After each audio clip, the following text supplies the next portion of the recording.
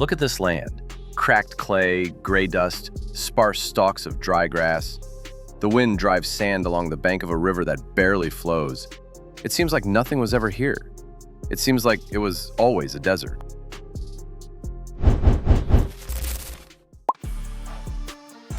But that's not true. Just some 100 years ago, a dense forest stood in this very spot. Not sparse shrubs, not a couple of trees by the water, but a real forest with tall poplars, thickets of willow, and dense reeds twice the height of a man. A forest so dark it was dim at noon, because the crowns of the trees closed overhead. And tigers lived in this forest. Not in India, not in Siberia, but here, in Central Asia, among the steppes and sand dunes. Tigers hunted along the banks of the Amu Darya and Darya, hid in the reed beds, and swam across the channels. It sounds like a mistake in a textbook, but it's the truth. Most people, if you ask them about the nature of Central Asia, will picture the same thing. Endless steppes, the Karakum Desert, camels, the heat. No one will mention forests, no one will remember tigers, because this part of history vanished so quietly that it went almost unnoticed. These forests were called tugai. The word is unfamiliar, almost forgotten, but behind it lies an entire world that existed for millennia and was destroyed in less than a single century. A world that today is known only to specialists and a few local old-timers who can still remember what the riverbanks looked like in their childhood. This is a story about how you can wipe a vast living system off the face of the earth and leave almost no trace behind. Not in the Amazon jungle, not in Africa, but in the very heart of Eurasia, in a region that's on everyone's lips today, a story that almost no one has ever told. When the tugai disappeared, the tigers disappeared along with them. This isn't a metaphor or an exaggeration. It's a direct connection that can be traced step by step. And it is this very connection that makes what happened not just an ecological statistic, but a real tragedy with specific causes and specific culprits. To understand how it disappeared, you first need to understand what was actually here, what this land was like before it was remade, what the world we lost looked like, and why it could even exist in the middle of one of the most arid zones on the planet. The Amu Darya and Darya, the two great rivers of Central Asia, flow through one of the driest zones on the planet. Around them, for hundreds of kilometers, stretch deserts and semi-deserts, where the summer temperature climbs above 104 degrees, and it almost never rains. It would seem there's nowhere for life to come from here. But the rivers carried water from the mountains, from the glaciers of the Pamirs and the Tian Shan mountain system. And where the water touched the earth, something almost impossible happened. A dense forest grew along the banks. Not sparse shrubs, not scattered trees, but a genuine forest expanse, dense and dark, with undergrowth, shade, and humid air. This forest was called the tugai. The tugai were not like a typical forest. Imagine you are walking through the scorched steppe, where there is nothing around but sand and dust. And suddenly, a wall of greenery rises up before you. Poplars 20 meters high, willows hanging down to the water, and thickets of reeds twice a man's height. Inside such a forest, it is dark even at noon, although the desert begins just 100 meters away. This kind of forest could exist only because the rivers flooded regularly. Every spring, the meltwater would overflow the banks and flood the floodplain for several weeks. The soil became saturated with moisture. Seeds sprouted and roots grew deep. The trees learned to live in this rhythm, completely dependent on it. The tugai were not just a forest, they were a living response to the logic of the river. This forest was home to animals that few people today associate with Central Asia. Wild boars hid in the reed thickets. Pheasants nested in the dense undergrowth. The Bukhara deer, one of the largest deer in Asia, grazed in the river meadows. Hundreds of species of birds stopped here during migration or lived here year-round. For them, the tugai were the only place they could survive. And among all these animals was the Turan tiger. It didn't just wander in here by chance, it lived here.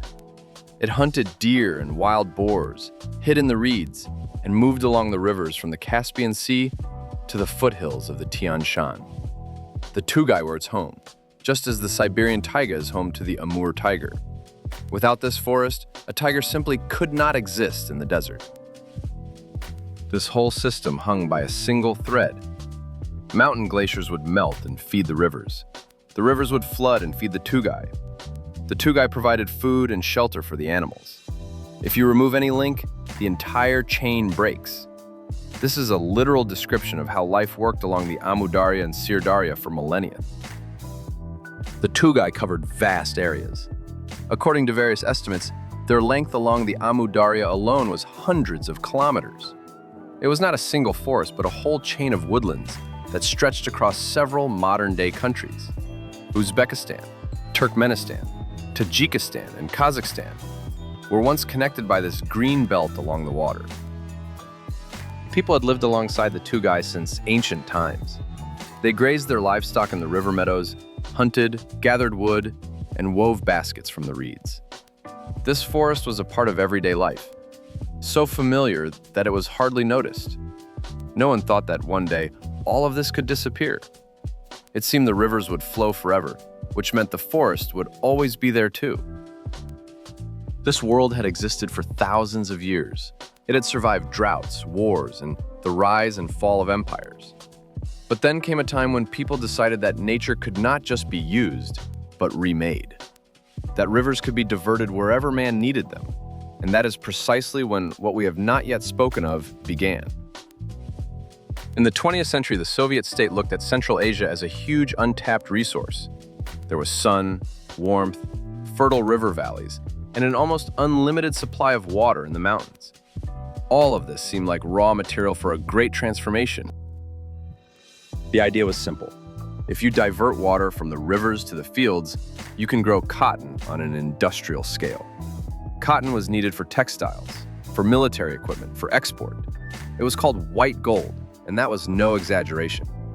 For the Soviet economy, cotton from Central Asia became a strategic priority. The first major irrigation projects began as early as the 30s. Canals were built, diverting water from the Amu Darya and Sir Darya rivers to the fields. But the true scale came later, in the 50s and 60s, when the government set the goal of drastically increasing the area of cotton plantations. The Great Fergana Canal, the Karakum Canal, the Southern Golodnostepsky Canal. These were not just irrigation structures, they were symbols of the era. The Karakum Canal stretched for more than 1,100 kilometers and became one of the longest irrigation canals in the world. Thousands of people built it, and it truly turned a part of the desert into farmland. Soviet newspapers wrote about this with pride. News reports showed how fields were now blooming where there once was sand. Engineers and planners believed they were doing the right thing. Nature was not being destroyed, it was being improved. That is how it looked from inside a system that did not know how to count its losses. By the 70s, the area of irrigated land in the region had grown several times over. Cotton took up millions of hectares. Uzbekistan became one of the largest cotton producers in the world. The numbers were impressive, and those who made decisions in Moscow were looking at the numbers. But water does not come from nowhere. Every cubic meter that went into a canal was a cubic meter that did not reach the lower parts of the river. The Amu Darya and Sir Darya began to grow shallow. At first, it was unnoticeable. Then it became more and more obvious. The floods that fed the tugai became weaker, shorter, and in some places, stopped completely. Most people know that this is when the Aral Sea began to die. It was deprived of its water inflow and began to shrink. This is a catastrophe that has been photographed, documented, and written about in thousands of articles. But the Aral was only the most visible consequence. Alongside it, along the riverbanks, something else was happening. The tugai depended on the floods, just as the Aral Sea depended on the inflow of water. It was all the same system, just different parts of it. When the rivers grew shallow, the forest began to receive less moisture. The trees started to dry out from the edges, the reed beds receded, and the soil under the forest canopy became drier and harder. All of this happened gradually, without a single moment that could be called a catastrophe. There was no day when the forest disappeared. It just became smaller, sparser, quieter. And while new canals were being built and record harvests were being reported, something along the rivers was beginning to change. quietly, without any headlines. The forests began to retreat. When the rivers started to grow shallow, the tugai did not die all at once. They died in layers. First, the areas farthest from the water dried up, the ones that had received less moisture even before. Then the reeds retreated. Then the old poplars began to fall, their roots no longer able to reach the groundwater. A tugai forest is structured in such a way that each of its tiers depends on the one before it. The reeds hold moisture near the soil's surface. Young trees sprout under their cover. The trees provide shade, which keeps the soil from drying out completely. When one tier disappears, the next one loses its support. The system does not just weaken, it comes apart, piece by piece. By the 1960s, the area of the tugai forests along the Amu Darya had shrunk by about half compared to the beginning of the century. By the 80s, less than a third of the original forests remained. This is not an estimate or a rough figure. This is what Soviet ecologists themselves documented when they finally started counting. They started counting late. Animals reacted before people even had a chance to notice anything. The wild boar moved to where reeds still remained. The pheasant disappeared from areas where the forest grew so thin there was nowhere to hide from predators. The Bukhara deer, which fed in the floodplain and drank from the river, found itself out in the open, without protection, without shade, without its usual food. The Caspian tiger was the last in this chain. It was at the top, and when the foundation began to crumble, the top collapsed the fastest. The tiger needed dense vegetation for hunting. It needed wild boar and deer for prey, and it needed water nearby. All of this was disappearing at the same time, and the tiger found itself in a shrinking space with no way out. But there was a second reason that cannot be ignored. The Caspian tiger was systematically exterminated, not by poachers in the dead of night, but by official hunting brigades. In the Soviet years, the tiger was considered a dangerous predator, a threat to livestock and people. It was culled on a planned basis, as part of land development. This was not an accident or a side effect. It was policy. The last Caspian tiger in Central Asia was seen in the early 1950s. The exact date is unknown because no one was keeping records. There was no moment when someone declared the species extinct. It just stopped being seen. First rarely, then very rarely, then never. A subspecies that had existed for millennia vanished in about 2 decades. This is what makes the story of the tugai forests especially tragic. The Aral Sea died in plain sight. It was photographed from airplanes, filmed from satellites, and shown in documentaries. Rusted ships on the dry seabed became one of the most recognizable images of a 20th century ecological disaster. But the tugai forests disappeared away from the camera lenses, without witnesses, without a record. No one filmed the last poplar tree falling in the Amu Darya floodplain. No one documented the reed beds retreating a kilometer, then another kilometer. There were no news reports, no alarming headlines. There was silence, and in that silence, an entire world vanished. This is why almost no one knows about the tugai forests, even now, decades later. The point of no return did not come when the last tiger disappeared. It came earlier, when the fragments of the forest became too small and too scattered to sustain themselves. A forest broken into islands loses its ability to regenerate. Seeds do not travel the necessary distances. Animals cannot move between patches. Each fragment begins to die alone. The tiger vanished, the forests vanished, but the land remained, and it holds traces of what was here. The roots of old poplar trees are still found in the soil. The names of villages and tracts of land have preserved words that meant forest, thickets, reeds. Language remembers what is no longer there. And that, perhaps, is the only thing they did not manage to destroy, along with the tugai forests themselves. When the tugai forests disappeared, the first to feel it were not the scientists or the officials. It was the people who lived by the rivers, the fishermen whose nets started coming back empty, the shepherds who could no longer find shade at noon, the families whose gardens began to be buried in sand because there were no trees left to hold the riverbank. The tugai were a natural defense against the desert. Tree roots held the soil together along the riverbanks. The dense undergrowth retained moisture. When the forest disappeared, the banks began to erode. The rivers started to shallow and change their course. The soil, with nothing left to hold it, began to salinize and be lost to the sand.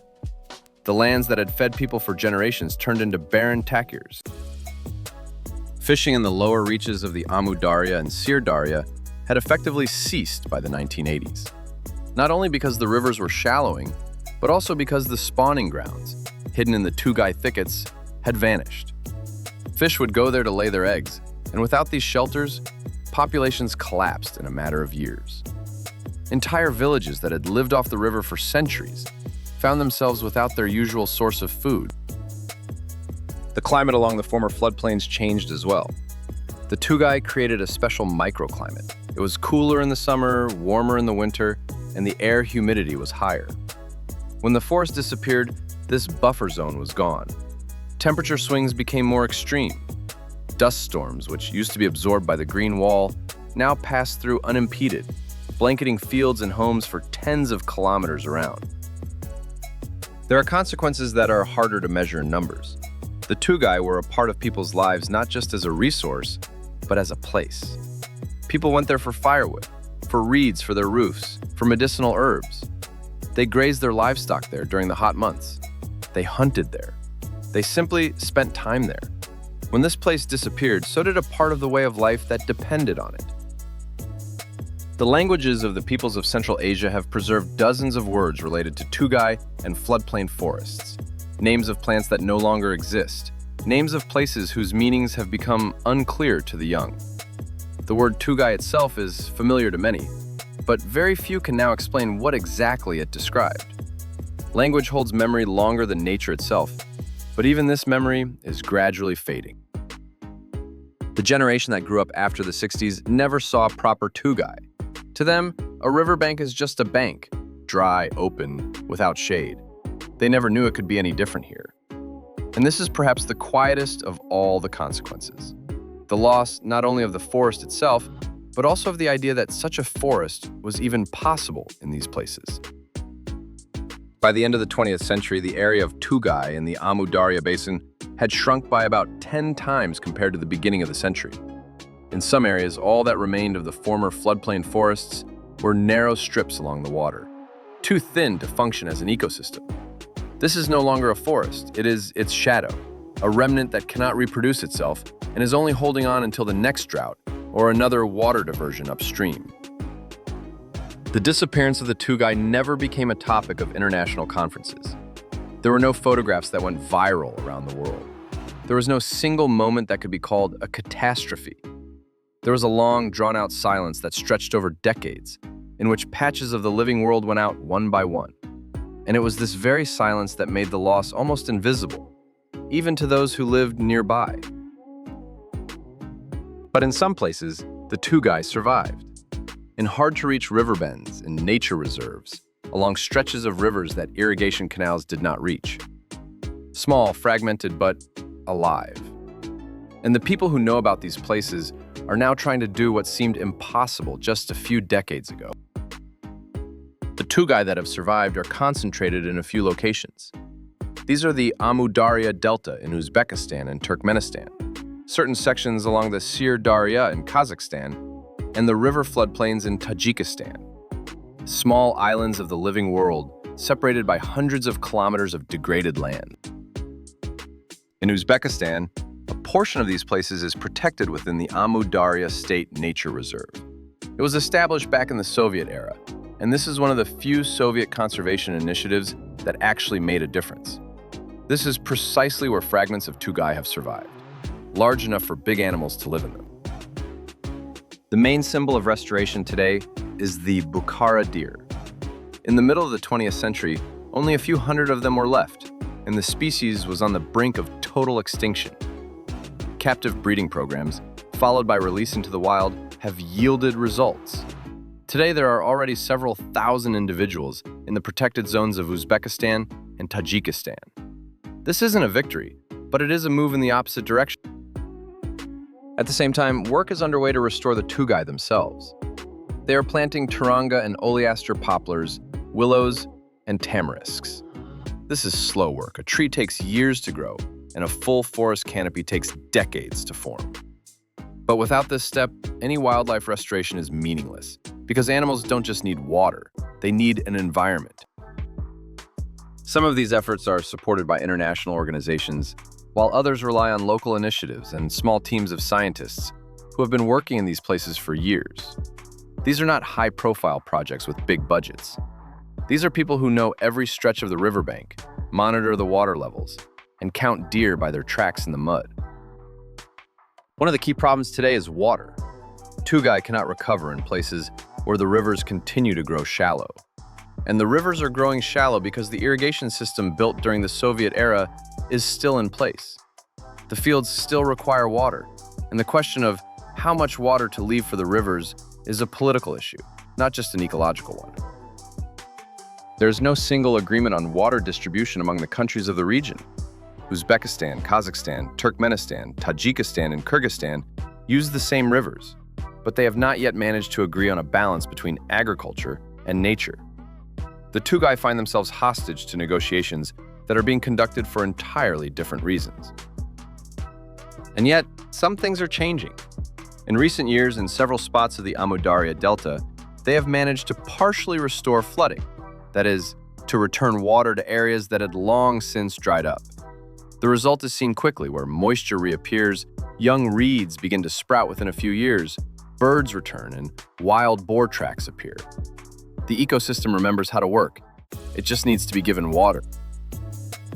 The story of the tugai is important not just as the story of one region.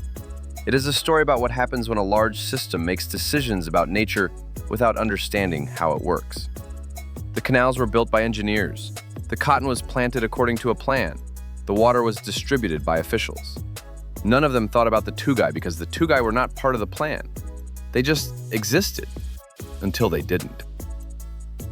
Today, when people talk about the climate crisis and the loss of biodiversity, the tugai of Central Asia remain an almost invisible topic.